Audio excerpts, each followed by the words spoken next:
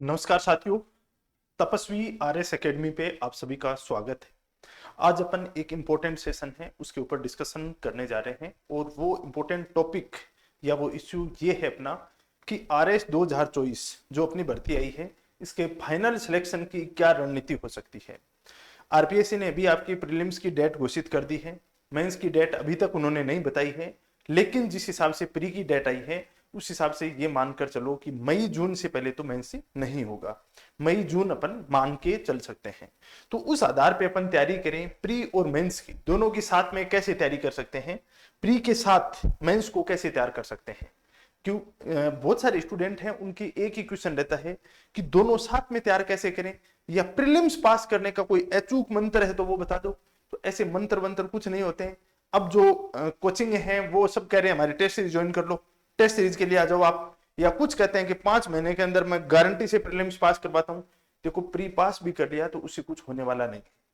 Pre pass नहीं होगा तो आप मेंस लिखने के लायक नहीं बचोगे, और प्री पास कर भी लिया और मेंस की तैयारी नहीं है तो भी कुछ नहीं होगा। मतलब दोनों का ही अस्तित्व है, वो होना भी जरूरी है, और अकेले के अस्तित्व से कुछ नहीं होगा। भाई अकेला प्री है उसके दम पे कुछ नहीं कर सकते, अकेले मेंस के दम पे कुछ नहीं कर सकते। प्री और मेंस का चोली दामन का सा संबंध है, एक दूसरे के बगैर कोई अस्तित्व नहीं है किसी का। अकेला प्री करके मेंस का कोई अस्तित्व नहीं है, अकेले मेंस की तैयारी कर ली तो प्री का अस्तित्व नहीं है। इसका मैं छोटा सा एग्जांपल बता दूं। हमारे मित्र हैं, 2018 वाला पेपर था, हमारे साथ ही थे, उनका सिलेक्शन हो गया था और उनकी अच्छी खासी तैयारी थी। बाद 21 वाला उन्होंने नहीं दिया था, 23 वाली ये तैयारी की थी उन्होंने, और वो चूंकि लगे हुए थे तो उन्होंने पूरा का पूरा फोकस मेंस पे किया था कि मेरी मेंस शानदार होना चाहिए, और प्रीलिम्स में वो कुछ नंबर से चूक गए। तो 23 वाला पूरा का पूरा इससे लीड से बाहर हो गए, वो पेपर ही नहीं दे पाए मेंस का, क्योंकि प्री हो नहीं पाया था। तो इतना ओवर कॉन्फिडेंस भी अपन को नहीं लेके चलना है, और इतना अंडर कॉन्फिडेंस भी नहीं लेके चलना है कि पूरा 5 महीने प्री के ऊपर ही फोकस कर दें। जब प्रीलिम्स हो तो अपने मार्क्स तो 130 नंबर बन रहे हो, 120 नंबर बन रहे हो, लेकिन मेंस का आगे एकदम से सफाया अंधकार हो जाए। फोर्थ पेपर में कुछ नहीं आ रहा है, छोटे वाले सब्जेक्ट कुछ नहीं आ रहे, न इथिक्स में आ रहा है, न साइंस एंड टेक्नोलॉजी में आ रहा है, न पब्लिक एडमिनिस्ट्रेशन में आ रहा है, तो बाद में अपने हाथ पांव फूल जाएंगे। तो ऐसी प्री होने का भी कोई महत्व नहीं है। तो क्या अप्रोच लेके चलें कि दोनों अपन साथ में कर सकें, तो उनके बारे में बताता हूं। दूसरा, मैं ये चीजें बताऊं उससे पहले एक चीज और बता देता हूं कि यहां पे मैं जो ये स्ट्रेटेजी बताने जा रहा हूं ये मैं सभी के लिए बताने जा रहा हूं। सभी का मतलब क्या हुआ कि जो ओल्ड स्टूडेंट है, जो पिछली बार प्रीलिम्स में 4-5 नंबर से रह गए हों, एकदम फ्रेशर स्टूडेंट हैं, और एक ऐसे स्टूडेंट है जिन्होंने अभी मेंस लिख के आए हैं और वो अपने मेंस के रिजल्ट का वेट कर रहे हैं। तो तीनों कैटेगरी, 3 कैटेगरी के अंदर अपन इनको बांटते हैं। जो अपने स्टूडेंट हैं उनको अपन 3 भागों में बांटते हैं। 3 भागों की बात करें तो 3 भागों में कैसे बांटेंगे कि ऐसे स्टूडेंट जो न्यू स्टूडेंट हैं, जो क्या है, न्यू स्टूडेंट हैं, जो पहली बार आरएस का पेपर दे रहे हैं, प्रीलिम्स दे रहे हैं, उनकी क्या स्ट्रेटेजी होनी चाहिए। सेकंड चीज अपन बात करें ओल्ड स्टूडेंट, और ओल्ड स्टूडेंट कौन से हैं। ओल्ड स्टूडेंट वो स्टूडेंट हैं जिन्होंने अब की बार पेपर दिया था प्री का, लेकिन 4-5 नंबर से या कुछ नंबरों से रह गए, उनकी रणनीति क्या होनी चाहिए। और तीसरी कैटेगरी के हैं वो स्टूडेंट ये हैं कि अभी अभी मेंस लिखा है, जिन्होंने मेंस से लिखा है उन्होंने। तीनों की मैं बात करूंगा, ठीक है। सबसे पहले न्यू स्टूडेंट की बात करें। आप देखो शुरुआत की है अभी, शुरुआत करते ही आपके सामने क्या होगा, आपके साथ वाले आएंगे कि पहले कर टेस्ट सीरीज ज्वाइन, और टेस्ट सीरीज ज्वाइन करने के बाद टेस्ट सीरीज के अनुसार तू चलेगा तो तेरे को पता नहीं चलेगा। जिस प्रकार अंधे व्यक्ति की अपन अंगुली पकड़ के उसको अंगुली पकड़ाकर उसको अपन रास्ता पार करवा देते हैं, वैसे कोचिंग वाला आएगा और वो आपकी अंगुली पकड़ेगा, अंगुली पकड़ के और आपको प्री पास करवा देगा। ऐसा मिथ है एकदम से, इसका सत्यता से कोई लेना देना नहीं है, दूर दूर तक नहीं है। ये मैं आज ही बता देता हूं। आप सोचो कि मैं टेस्ट सीरीज ज्वाइन करने से मेरा सिलेबस इतनी बार हो जाएगा। किसी का टेस्ट शेड्यूल देख के आपको ये लग रहा हो कि ये टेस्ट शेड्यूल देख के और मैं देखूंगा तो इस शेड्यूल के अनुसार मेरा 4 बार रिवीजन हो जाएगा, नहीं होगा। आपका कितनी बार होगा वो टेस्ट पेपर में अलग है और आपका रियल में होगा वो अलग है। ये मैं मेरा एक्सपीरियंस बता देता हूं, मेरे साथ वाले बहुत सारे हैं, उन सबका एक्सपीरियंस बताते हूं। टेस्ट सीरीज से पहले आप अपनी तैयारी कर लें। विदाउट प्रिपरेशन आप यदि टेस्ट देने जाते हो तो 2 टेस्ट दोगे, उसके बाद जो भी फीस जमा कराइए उस फीस का यूज करेगा कोचिंग वाला, आपके कोई काम नहीं आने वाली है। और ये देख लेना, आप अपने जो सीनियर्स हैं उनको ईमानदारी से पूछ लेना कि टेस्ट सीरीज ज्वाइन की थी उसमें से कितने टेस्ट दिए थे आपने। बाद में बताऊं, 2 टेस्ट दोगे, तीसरे टेस्ट में आपका मन क्या कहेगा, नहीं यार मैं कोचिंग के हिसाब से नहीं चलूंगा, मैं मेरे हिसाब से चलूंगा, कोचिंग वाले का शेड्यूल मेरे साथ थोड़ा सा सूट नहीं हो रहा है, तो बात पहले अपने हिसाब से ही चल लेते। तो पहले आप तैयारी कर लो यार, टेस्ट सीरीज बाद में ज्वाइन कर लेना। टेस्ट सीरीज के पीछे बहुत हद से ज्यादा मत, ये तो अंधी दौड़ होगी कि टेस्ट सीरीज ज्वाइन नहीं की तो आपका सिलेक्शन नहीं होगा। मैं एक छोटा सा एग्जांपल बताता हूं मेरा पर्सनली। मैंने 2018 का आरएस दिया था, उस समय मैं प्री के लिए 2 महीने पढ़ा था, प्री के लिए 2 महीने पढ़ा था मैंने, ठीक है। 2021 वाला दिया था मैंने, उस समय मैं प्री के लिए 15 दिन पढ़ा था, और 2023 वाला मैंने दिया था, उसके लिए मैं एक भी दिन नहीं पढ़ा, एक दिन भी नहीं पढ़ा। 2018 का भी मैंने इंटरव्यू दिया, 2021 का भी इंटरव्यू दिया, 2023 अब आगे पढ़ा है बाकी, लेकिन इन दोनों का इंटरव्यू दिया था। पहली बार 2 महीने पढ़ा, उसके बाद 15 दिन, उसके बाद 1 दिन। लेकिन पहली बार पढ़ा तब भी मैं इतना नहीं पढ़ा था कि प्री के ऊपर ही पूरा फोकस कर दूं मैं, पूरा प्री के ऊपर फोकस नहीं, मेंस साथ में चलता रहेगा। अब वो मेंस चलाना कैसे है, नए स्टूडेंट के हिसाब से बताऊं तो देखो, आपके प्री के अंदर सब्जेक्ट कौन कौन से हैं पहले ये देख लो। मेनली सब्जेक्ट कौन से हैं, हिस्ट्री है आपके, ठीक है, पॉलिटी है आपके, ठीक है, ज्योग्राफी है आपके, ठीक है, और इकोनॉमी है, ठीक है, और एक है करंट अफेयर, और एक है साइंस। मैथ वाला पोर्शन आपके इसमें नहीं है, ठीक है, मैथ वाला पोर्शन है वो आपके मेंस में नहीं है, प्री में है। अब क्या करें अपन, देखो एक चीज बता देता हूं, पॉलिटी,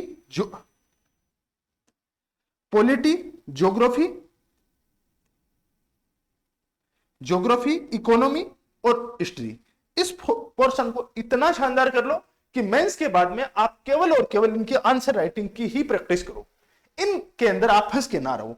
प्री और मेंस के इस सिलेबस में कितना अंतर है, बहुत बड़ा मेजर डिफरेंस नहीं है, कुछ टॉपिक हैं वो ऐड हुए हैं और कुछ रिमूव हुए हैं, तो उसका बहुत ज्यादा फर्क नहीं पड़ता। लेकिन अब जो टाइम है आपके पास में, अब लगभग आपके पास 135 दिन है, 135 दिन है अभी।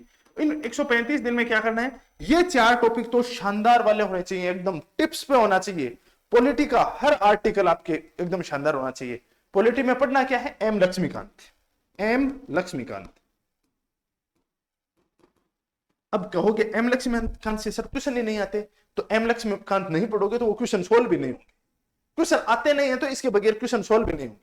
भाई आते तो क्वेश्चन कौन से हैं, बेसिक अंडरस्टैंडिंग वाले, आपकी एक बेसिक अंडरस्टैंडिंग होनी चाहिए, आपका कॉमन सेंस अच्छा होना चाहिए, ऑन द स्पॉट आप उसका क्या जवाब देते हो वो होना चाहिए। लेकिन ऑन द स्पॉट जवाब देने के लिए इसकी बेसिक चीजें हैं वो तैयार होनी बहुत जरूरी है, ये टिप्स पे होनी चाहिए। और लक्ष्मीकांत की ये स्थिति होनी चाहिए कि 2 दिन के अंदर आप लक्ष्मीकांत को पूरा का पूरा पढ़ सको। 2 दिन में कब पढ़ पाओगे, जब आप इसका 15 बार रिवीजन कर दोगे, 15 टाइम रिवीजन हो जाएगा तो आप 2 दिन के अंदर लक्ष्मीकांत को कंप्लीट कर दोगे। इस अप्रोच के साथ ये चारों के चारों सब्जेक्ट तैयार होने चाहिए।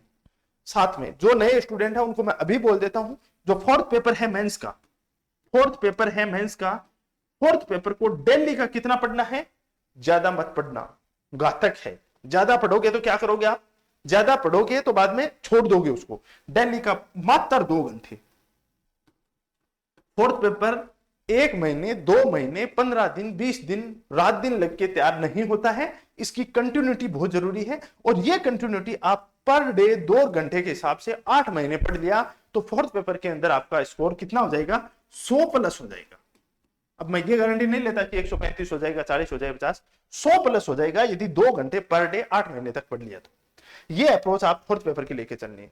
अब क्या करना है, इनको पढ़े तो अपन प्री और मेंस दोनों साथ में कैसे पढ़े, देखो मैं आपको एक चीज बताता हूं। पहले एक काम करो, पिछले 4 साल के प्री के पेपर निकाल लो, पिछले 4 साल के मेंस के पेपर निकाल लो और उनका सिलेबस निकाल लो। ये पूरा का पूरा कंटेस्ट कर लो, 3 दिन कुछ नहीं करना, यही काम करना है। ये काम कर लोगे तो ये क्यों कर रहे हो इतना, आपके दिमाग में फिट होगा कि ये टॉपिक मेरे मेंस में वहां काम आएगा। आपने प्री का आर्टिकल भी पढ़ा है ना, तो आपके दिमाग में ये चलना चाहिए कि ये मैं वहां पे यूज कर सकता हूं, ये मैं यहां मेंस में यूज कर सकता हूं। इस अप्रोच के साथ पढ़ना होगा। हिस्ट्री में कुछ भी पढ़ रहे हो, जैसे आपने महिलाओं का योगदान देखा, तो महिलाओं का योगदान स्वतंत्रता आंदोलन में मेंस का आंसर है। लेकिन प्री में भी तो पूछ सकता है कि इस महिला का संबंध कौन से राज्य से था, कौन से प्रांत से था, तो वहां महिला का नाम याद रख लो, वहां पे ये भी करो कि इस फैक्ट को मैं मेंस के आंसर में कैसे यूज कर सकता हूं।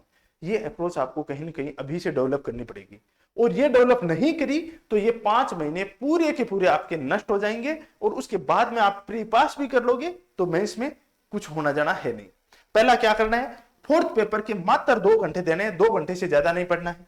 सेकंड चीज, ये 4 सब्जेक्ट आपके टिप्स पे होने चाहिए। और थर्ड बात बता देता हूं नए स्टूडेंट के लिए। थर्ड बात यह है कि जो 6 छोटे वाले सब्जेक्ट हैं, 6 छोटे सब्जेक्ट हैं, 6 के 6 तैयार नहीं करने हैं, लेकिन इन 6 सब्जेक्ट में से 2 सब्जेक्ट तैयार कर लो। 2 सब्जेक्ट तैयार कर लो, और 2 कौन से तैयार करो, सबसे इजी वाले मत करो। यहां पे 2 बताता हूं, एक तो कर लो आप मैनेजमेंट वाला पार्ट, और एक अकाउंटिंग एंड ऑडिटिंग वाला, अकाउंटिंग और ऑडिटिंग वाला। ये 2 टॉपिक तैयार कर लो, ठीक है। ये दो टॉपिक तैयार कर लोगे तो कमर तोड़ दोगे। अब क्या होगा, जैसे ही प्री होगा उस समय आपका कॉन्फिडेंशियल लेवरेज होने चाहिए एकदम से, तो हाँ यार अब मैं प्री को मेंस को बढ़िया तरीके से फोड़ दूंगा। अब इसमें से किया क्या आपने, 4 सब्जेक्ट मेजर हैं वो यहाँ पे तैयार कर लिए, 2 सब्जेक्ट जो टफ पढ़ते हैं वो तैयार कर लिए। यहाँ पे आपका फोर्थ पेपर है वो ऑलरेडी आपका 5 जो 135 दिन तक रेगुलर चल रहा है 2-2 घंटे के हिसाब से। लास्ट में जब मेंस आए उस समय यहाँ पे थोड़ा 10 दिन का गैप इसको छोड़ सकते हो, लेकिन वहां तक इस फोर्थ पेपर को कंटिन्यू चलने दो। उसके बाद जब आपका प्री होगा ना, प्री दे के आओगे तो उस दिन आपका कॉन्फिडेंस अलग ही लेवल पे होगा। आपका प्री भी निकल जाएगा, मेंस भी निकल जाएगा। अब मुद्दा यहाँ पे आता है कि मैथ रीजनिंग का क्या करें सर, मैथ रीजनिंग पढ़े या नहीं। मैथ रीजनिंग देखो आपकी बहुत ज्यादा वीक है, बहुत ज्यादा वीक है, तो उसमें से टॉपिक छांट लो कि ये टॉपिक है, ये तो इंपॉर्टेंट है, इनमें से क्वेश्चन आता ही है, वो क्वेश्चन तो करने हैं। जैसे परसेंटेज का टॉपिक है, एवरेज का टॉपिक है, रीजनिंग के अंदर वो संबंध वाला टॉपिक है। ऐसे टॉपिकों को छांट लो, 7-8 टॉपिकों को। टोटल 15 टॉपिक है तो 7-8 टॉपिक तो आप बढ़िया तैयार कर लो, क्योंकि यार कहीं पर ही रुक ना जाए, कंपटीशन बहुत ज्यादा है। सीईटी का पेपर और आरएस प्री का पेपर सेम हो गया, तो अब क्या होता है, सीईटी वाले आएंगे मेंस में तो उसका कुछ नहीं होना जाना है, लेकिन वो आपको बर्बाद करके चले जाएंगे, क्योंकि उस वजह से वो मेरिट ऊपर ले जाएंगे। अब की बार 100 मेरिट चली गई थी, तो वो खुद तो चलो उनका मेंस में कुछ नहीं होना था, लेकिन वो जो एलिजिबल थे, अच्छे डिजर्विंग कैंडिडेट थे मेंस के, उनको बर्बाद करके चले गए। तो ऐसा नहीं हो जाए कि प्री रुक जाए, तो थोड़ी मैथमेटिक्स वाला पोर्शन है वो देख लेना। करंट अफेयर पढ़ो, तो करंट अफेयर में भी अप्रोच ये होना चाहिए कि सिर्फ प्री के हिसाब से नहीं, कि यार किसी व्यक्ति का भी पढ़ रहे हैं तो उस व्यक्ति के बारे में 2 नंबर का क्वेश्चन आ गया तो मैं क्या लिखूंगा या क्या लिखूंगी। जो करंट अफेयर का पार्ट है उसको मैं मेंस के आंसर राइटिंग में कैसे यूज कर सकता हूं, वो अपन को पता होना चाहिए। इस अप्रोच से चलना होगा। हालांकि इसके ऊपर अपन डेली प्रैक्टिस करेंगे हर एक चीज। जैसे रोज अपनी शाम को 10 बजे क्लास होती है, यूट्यूब पे क्लास होती है, उस यूट्यूब की क्लास के अंदर अपन इसके बारे में डेली डिस्कस करते हैं कि प्री और मेंस में कैसे डिफरेंशिएट करें। ओल्ड स्टूडेंट क्या करें, ओल्ड स्टूडेंट कौन से हैं, ओल्ड स्टूडेंट जो पिछली बार 4-5, 5-7 नंबर से रह चुके हैं, उनमें डर ज्यादा बढ़ा हुआ है। उनको लगता है कि मेंस तो हम तैयार कर लेंगे, क्योंकि मेंस की कुछ चीजें उन्होंने तैयार कर भी रखी हैं, लेकिन उनका प्री का डर भी साथ में है। देखो आप लोगों को एक काम करना है कि यहां पे मैंने बताया कि इतना फोर्थ पेपर और 2 सब्जेक्ट तैयार करना है, आपको इसके अंदर प्लस और करना है। क्या ऐड करना है plus, public administration. Public administration अभी तैयार कर लो, इस पार्ट को मत छोड़ना, अभी से तैयार कर लो इसको, इसमें नहीं छोड़ना है। और दूसरा आप इथिक्स वाला पार्ट है, इसका रिवीजन एक बार और कर लो। ये 2 टॉपिक आप साथ में जोड़ दो अभी से, ताकि प्री के बाद में आपका कॉन्फिडेंस में किसी प्रकार की आपको कमी नहीं आई। मेंस वाले सब जो अभी मेंस लिख के आए हैं वो किसका, इंटरव्यू का वेट कर रहे हैं, इंटरव्यू कॉल का। अब इंटरव्यू कॉल कितने को होता है वो तो चलो आगे की बात है, लेकिन अभी तो वेट कर रहे हैं, और आशावादी होना भी चाहिए, अति आशावादी नहीं होना चाहिए। करना क्या, अभी मेंस लिख के आए हो, इसका मतलब बहुत तैयारी की आपने, और इतनी तैयारी की है तो तुरंत प्रभाव से आपसे पढ़ा नहीं जाएगा। आप क्या कर सकते हो, आपको इंगेज्ड रहना है, कैसे भी करके इंगेज्ड रहना अपना प्री और मेंस के सिलेबस में। वो इंगेज्ड कैसे रह सकते हो, किसी भी कोचिंग इंस्टीट्यूट में कंटेंट राइटर के रूप में रह सकते हो। आपको टीचिंग आता है तो आप पढ़ाकर इंगेज रह सकते हो, पढ़ाकर नहीं है तो आपका कोई छोटा भाई बहन है उससे के साथ आप ये चीजें बता के, अपने दोस्तों को बता के चीजें कैसे भी अपनी तैयारी है उसकी कंटिन्यूटी रखनी है। कैसे भी रोज आप 4 से 5 घंटे पढ़ लेते हो तो आराम से आपका काम निकल जाएगा। लेकिन ये 4 से 5 घंटे हैं, डेली आपको कैसे भी करके इंगेज रहना है, इसमें किसी प्रकार का समझौता नहीं होना चाहिए। ये यदि आप रह जाओगे तो बाद में कोई दिक्कत नहीं होगी, क्योंकि यार आरएस के अंदर मेंस में जितनी अनसर्टेनिटी है उतनी अनसर्टेनिटी इस दुनिया में किसी कहीं पे भी नहीं है। आप पहाड़ी क्षेत्र में ड्राइविंग करते हो वहां पे भी इतनी अनसर्टेनिटी नहीं है, क्योंकि यहाँ पे अपन कल्पना करते हैं कि एसडीएम की और पता चलता है कि अपन को कोई पोस्ट नहीं मिली, ऐसी स्थितियां देखने को मिलती हैं। तो आप आशावादी बनो वो तो ठीक है, लेकिन बुरी से बुरी कंडीशन के लिए प्रिपेयर भी रहना, उस चीज के लिए प्रिपेयर भी रहना, इस चीज को आपको स्पेशली ध्यान रखना है। ये पूरा का पूरा अपना अप्रोच है, इस अप्रोच को अपन को लेके चलना है। लेकिन यहाँ पे एक मैं चेतावनी दे देता हूं, अभी एक चेतावनी दे देता हूं, आप लोगों को एक चेतावनी देता हूं कि टेस्ट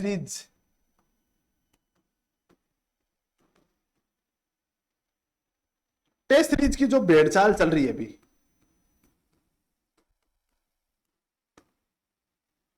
इस भेड़चाल में मत फंस जाना, इस भेड़चाल में मत फंस जाना।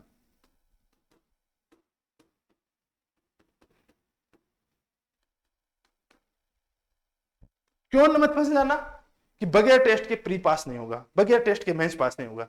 अरे ये अंधी दौड़ है। आपकी स्ट्रेंथ और वीकनेस क्या है वो देखो, आप अपने दोस्त की या अपने साथियों की देख के मत चलो, आप अपनी क्या है उसके अंदर देखो। आपने कुछ पढ़ा ही नहीं है, किस चीज का टेस्ट देने जा रहे हो आप? 7 दिन के अंदर पूरी हिस्ट्री तैयार करके चले जाओगे? 7 दिन में पूरी पॉलिटी तैयार करके चले जाओगे? नहीं जाया जाएगा।